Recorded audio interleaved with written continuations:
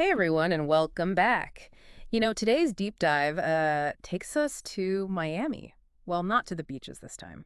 We're going inside those incredible high rises to talk about what keeps them cool, especially with all this buzz about new R-32 regulations. hmm We're looking at this article from Wholesale AC Services. They're a local HVAC company down there in Miami. We figured they'd be the experts to help us get to the bottom of how this is going to affect your home. Now, full disclosure, they do sell AC units, but the information about the regulation itself, well, that seemed pretty objective and definitely relevant to our listeners. Yeah, and what's really interesting here is this is a big shift in the industry, right? Yeah. Like think about when we all had to switch from leaded gasoline to unleaded. This is kind of like that, but for air conditioners. Oh, wow. Okay, that's a comparison I wasn't expecting, but I like it. Yeah. So, before we get too far ahead of ourselves, can we break it down? What exactly is changing with these new regulations? You got it. Basically, it boils down to this.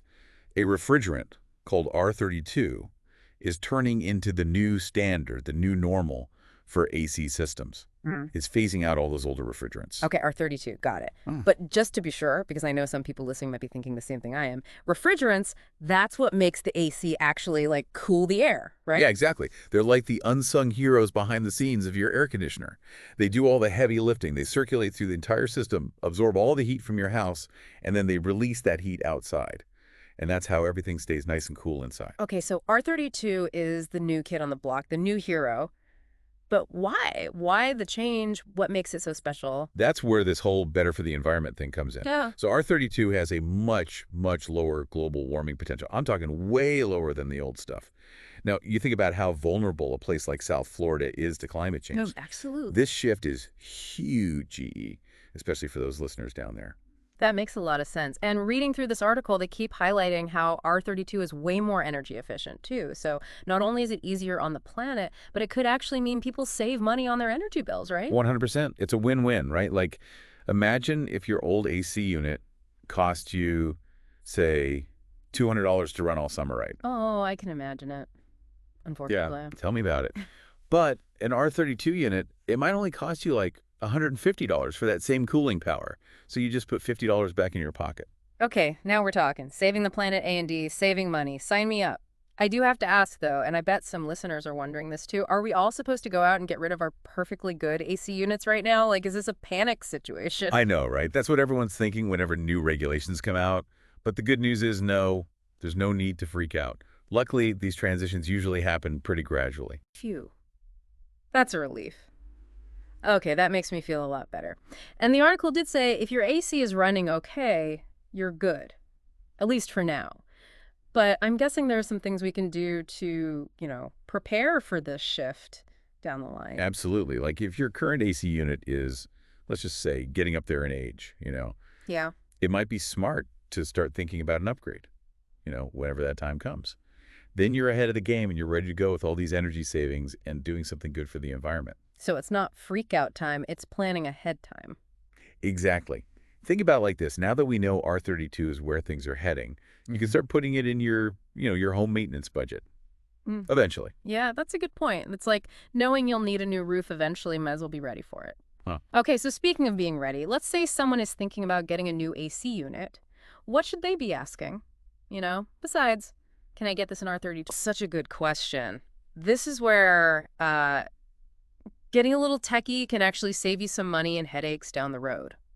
First things first, you want to look into those SEER ratings. Oh, yeah, SEER ratings. Now, I've definitely heard of those, but to be honest, I don't really remember what they mean.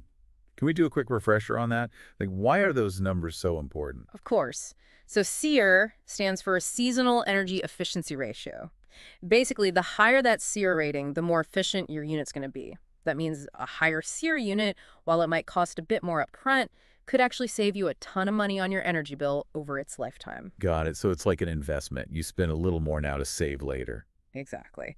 And while we're on the topic of R-32, obviously you want to make sure any unit you're considering, it's got to be compatible, right? Right. And don't be afraid to ask all the questions, warranties, how much the installation's going to cost, all of it. Yeah, it's your money, it's your house, it's your comfort, right? Ask away. Speaking of options, Wholesale AC Services, our article friends here, they offer these R-32 compatible systems, right? They do. They actually mention that specifically in the article. Makes sense, right? Yeah, of course. However, There's always a however, isn't there? always, it's important to remember they aren't the only ones out there. Right, right. Just because they wrote an article doesn't mean you shouldn't shop around. Oh, for sure. I love a good informative article, but it's always smart to compare, right? What are my options? 100%. Like, take some time, do a little digging, look at different brands, look at those SEER ratings we talked about, see what fits your budget and your house. Do your research, people. Okay, before we wrap up this R-32 deep dive, there's one thing I keep thinking about.